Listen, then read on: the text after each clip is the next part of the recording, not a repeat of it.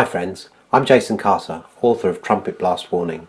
In chapter 14 of my book, I cover in detail the prophecy concerning the mark of the beast. For those of you who are unfamiliar with this prophecy, let me give you a brief introduction before I show you two examples of how we are being dubbed into accepting the technology that will pave the way for the mark of the beast as prophesied in Scripture. Some 2,000 years ago, the Apostle John, while imprisoned on the island of Patmos, received a prophecy which at that time would have been impossible to comprehend fully. John wrote about a mark that would be applied to the hand or the forehead of everyone on the planet, a device that would become the ultimate surveillance tool and the only means whereby a person could buy or sell. John wrote, "He causes all, both small and great, rich and poor, free and slave, to receive a mark on their right hand or on their foreheads, and that no one may buy or sell except one who has the mark or the name of the beast or the number of his name." Revelation 13:16-17. There are other Bible references to the mark of the beast, and they can be found in Revelation 14:11, 15:2, 16:2, 19:20 and 24. Now, I said in my book that the mark would gain acceptance within society in three principal ways. 1. A strategy of fear. 2. Convenience and a cashless society. 3. The technological enhancement of the human body. Now, one example for the strategy of fear that I use in my book is child abduction. Now let's have a listen to this BBC Radio 5 live broadcast from the 26th of January 2015 and see that it's playing out just as I said it would. Interesting concept this. Let's just clarify what we're talking about here. Mike, when you say microchip, do you mean like a tag or a chip in the shoe, or do you mean literally putting it under the skin like you do with pets? Yeah, I think there's a very important initial distinction here. And the first is what are called the wearable tag devices, which could be something in the shoe, something in a coat pocket, something on a key ring or attached to the wrist. Very few moral questions there, really. It's just a case of, can we create a device that will allow a parent who loses a child click a button on their smartphone and know exactly where the child is. That technology is already with us, and it's available in various different formats. The question that we posted yesterday was whether or not a parent would go so far as to inject a microchip, very similar to the kind of thing that you use for your pets already, effectively under the skin. And this would have to be an advance in the kind of pet technology we're used to. The pet technology allows us to go up to a pet, scan it, and identify the pet.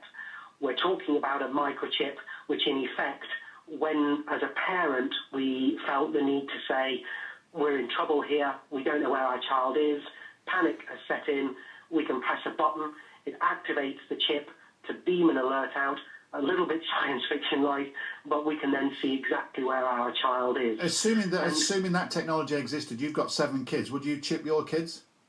Absolutely, yes. I mean, I think part of the reason both my brother and I initially started the Lost Kids project was that I think we both consider ourselves to be quite responsible parents, but we both, in very different situations, have actually lost one of our little children, albeit for a relatively short period of time. And it was only when we were discussing this that we realised we'd both been through the same horrific experience and started to build the Lost Kids community, which is partly about bringing community together to look after children. Yeah, I mean, but obviously this is technology. Stephen, there are those that would say, right, fair enough, if the technology's in a coat or something, if the child misses his bus and wanders off, then you could probably zero in. But presumably you're imagining far worse than that the child may have been taken in order to have the technology under the skin, because presumably if someone took a child, they could remove its clothing and therefore remove any signal. But it's a rather invasive procedure, isn't it, to actually place a chip in a child's body? It is. It's an important distinction, actually, because, again, the wearable devices will deal with 98% or 99% of lost children situations. And, in fact, they're the dangerous ones, falling in water, wandering into road traffic, etc. the tiny proportion of incidents which are abduction related, the wearable device becomes almost irrelevant. As you say, the perpetrator would immediately remove the device and away they go. So this really deals with the kind of ultimate but exceptionally and thankfully very rare scenario of dealing with an abduction. So yes, it's invasive because it would have to be, but you know, we have parents who will pierce their children's ears. We have parents out of faith will circumcise their children. This is something. Yeah, but Gabby, God forbid that the person who took the child had a scan of themselves and began to dig out the chip. I mean, you know, I suppose the possibilities are too horrific to think about. Listen, just Stephen, we run out of time. I just want to know this: out of all the people who've contacted you since you mentioned this, do the majority say they would microchip their kids? In other words, plant a chip inside their skin? Over 95%, overwhelming yes. Now, of course, I'm not saying that these guys who are promoting this idea are using the fear strategy. The strategy of fear is used by those with a globalist agenda. It is they who jump off the back of any opportunity to push further that agenda for mankind. You can read about how this works in Chapter 4, Creating a Climate of Fear, and see that this is a proven system for governments to get what they want. In this case, the ultimate surveillance tool. The guy in this radio broadcast wants to save kids, and let's face it, if your kid was chipped, it could deter an abductor, or locate your lost child, which is great. And this is why we need to be so on guard. You see, the mark is not going to be implemented via some sinister individuals who have strapped you down or are injecting you against your will.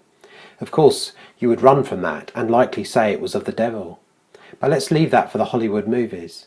No, the stark reality is that the mark will gain acceptance through a variety of means, and they will all be for good reasons. To think something so small can connect you to everything that matters. When your life and all you love are on the line. HealthLink is always with you when every second counts in the emergency room, providing immediate access to your medical records. Because Bob has trouble remembering all his medications. Because I'm in love with my kids' kids. Because my car lost control while driving. Because now I'm looking out for both of us. Because I have diabetes, but it doesn't have me. Because I spend my life in the ER trying to save yours. If we do not understand the subtle nature of the implementation of this invasive technology, then before we know it, it will be too late, and we would have been deceived. You see, once the cashless society is fully introduced, and experts say physical currency will probably disappear within 20 years, and that cashless system meets the generation that has fully accepted the implantable device or the RFID tattoo, then it's checkmate, the game's over, and the prophecy is fulfilled. So we need to look at the bigger picture here. We need to look at it against the backdrop of biblical prophecy. The end game is all about total people control. The next example I want to show you is again from the BBC on the 29th of January 2015. Once again, it's just as I said it would be in my second point. Through convenience, the mark will be accepted. Let's have a look. Here in the centre of Stockholm, a new high-tech office building is open to welcome startups and established companies like Google and Microsoft. But there's one key thing about the technology of the building, and that is that people who work here can be chipped to gain entry to the building and various services. I've just been chipped myself. It's not a painless process, but it doesn't last too long, not too difficult. Minor surgical procedure, which basically involves a little chip the size of, I suppose, of a grain of rice being inserted under your skin, and you can then go off and have it programmed and then do various things inside the building. Let's go and have a look. And here's Hannah Schobler, who is in charge of this whole chipping operation in this building. Now, you've been chipped yourself. Where's your chip? Yeah, I have a chip right here, which I use to access the entire office. So let's see if we can get into this particular. This is how I do it. Okay. No need for passcodes. And we're in. So, what else can you use this for? Is it just for gaining entry to doors? Because that would seem a fairly simple thing. Absolutely not. I mean, with this technology, I interact with all kinds of devices all around us. It can be normally my smartphone. I unlock my smartphone, my computer, I unlock my bike. All kinds of things that are now part of the greater connected Internet of Things. But inside this building, you'll be able to do what else? What other thing will you be able to do? Oh, I open the front door, I open various office rooms, I open the copy machine so that I can log into it. So you can print just by putting your hand against the printer? Exactly. So it's instead of having some clumsy device in my pocket, I just put my hand on the reader. If we help show people that this is really not that complicated, it's making our lives easier, I think people will actually welcome this tool to make their lives easier. And is there a sort of wider philosophy behind it? We are early adopters of this technology, we experiment with it, we learn it, how it works, because I think that there might be a day when the tax man or the big corporates will come to us and say, hey, try this chip, try this implant. And then we, the biohackers, who understand this technology, we will be able to question their proposals. Finally, the third point is through technological enhancement of the human body. Well, 2015 has been heralded as the year of wearable tech. I'll leave that for another video. Well friends, these have been just a few pointers of how to avoid the mark of the beast from creeping up on us. I do hope you found this presentation helpful. For more information, please visit www.trumpetblastwarning.co.uk or follow me on Facebook and Twitter for all your end-time prophecy related news. God bless you.